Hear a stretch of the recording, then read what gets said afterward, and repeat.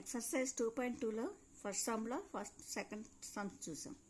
ఇక్కడ third sum 6x² -3 -7x.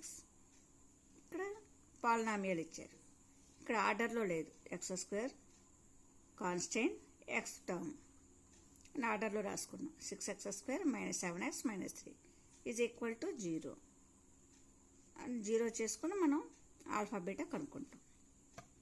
A = 6, B = -7, C = -3. A into C 6 into -3 is equal to -18. -18 factors 2 into 9, 3 into 6, 1 into 18. ఇక్కడ మధ్యలో మనకి 7 ఉంది.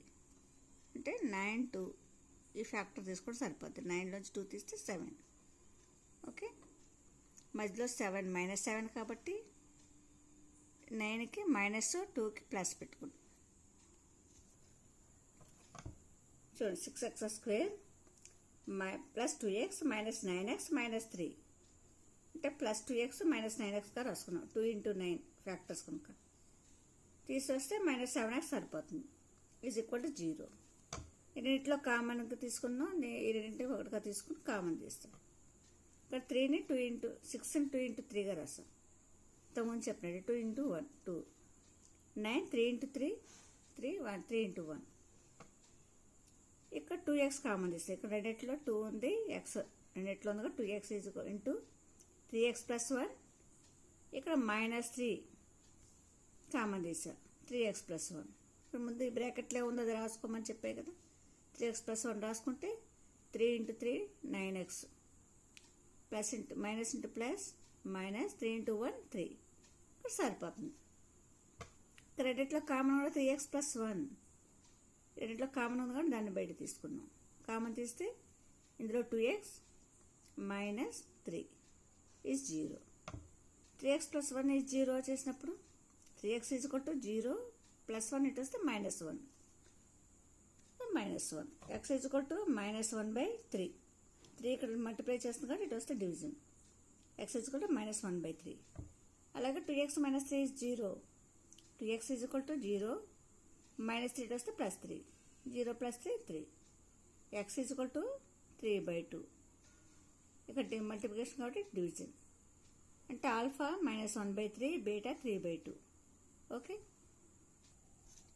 ఇప్పుడు ఆల్ఫా ప్లస్ బీటా కనుక్కున్నాం. అంటే కోఎఫిషియెంట్స్కి రూట్స్కి రిలేషన్ కనుక్కోవాలి కనుక alpha plus beta = -1/3 + 3/2.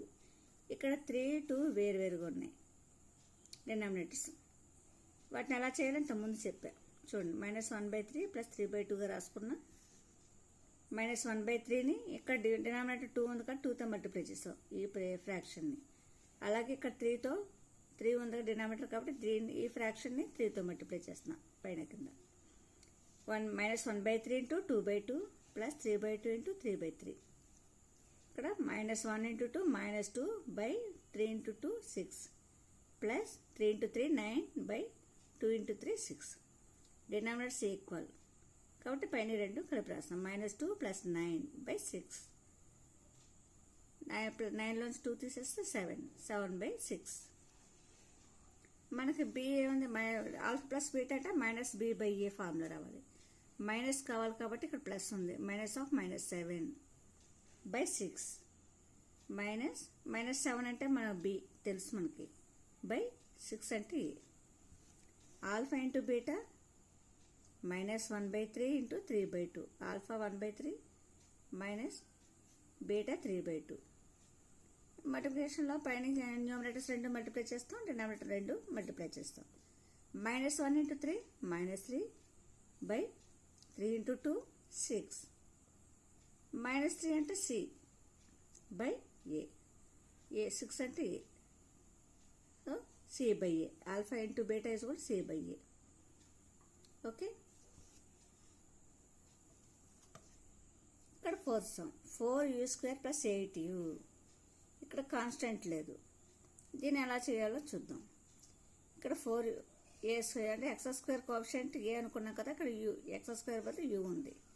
u² coefficient 4, u యొక్క కోఎఫిషియంట్ 8. అంటే a = 4, b = 8, C equal to C constant కూడా 0. ఇక్కడ మనం చూడండి 4u² + 8u is equal to 0 చేసాం.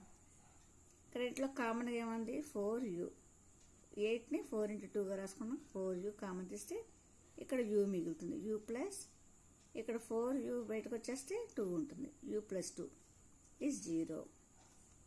ఇక్కడ 4uని 0కి ఈక్వల్ చేస్తాం. 4u = 0, u = 0/4 ఇంటూ కాబట్టి ఇటు వస్తే డివిజన్. 0/4 అంటే 0.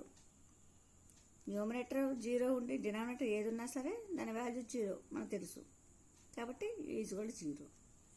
u + 2 = 0.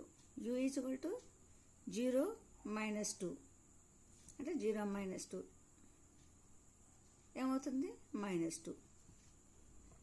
Alpha = 0, beta = -2.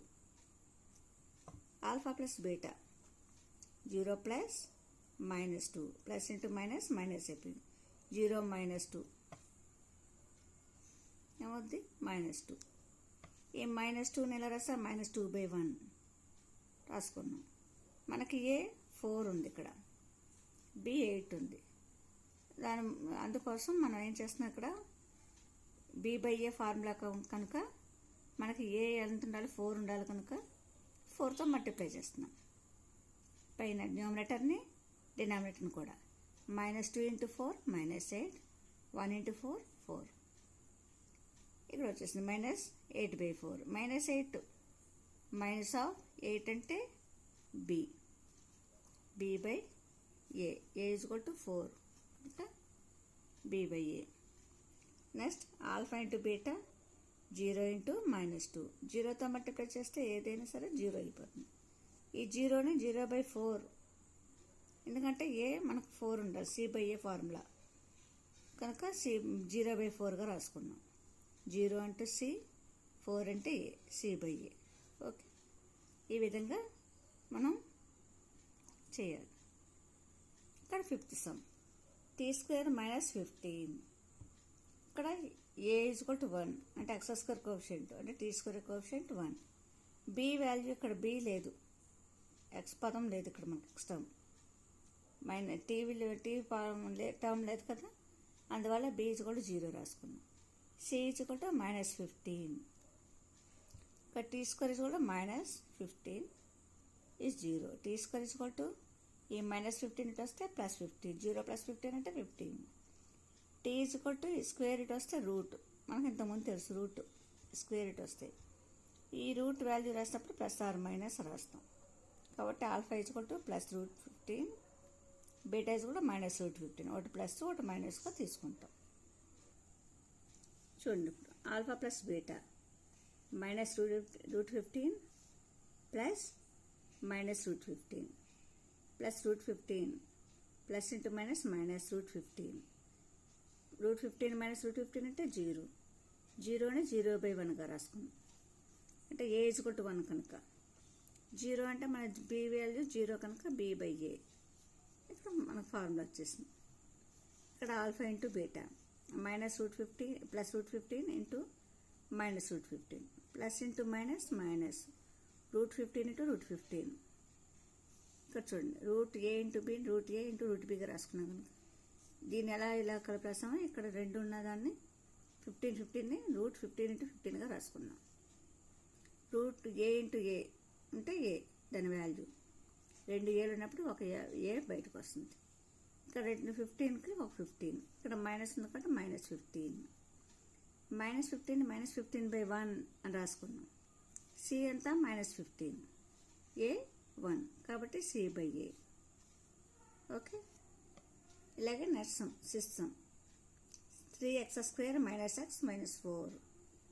ఈ సమ్ని మీరు ట్రై చేసి చూడండి. ఓకే.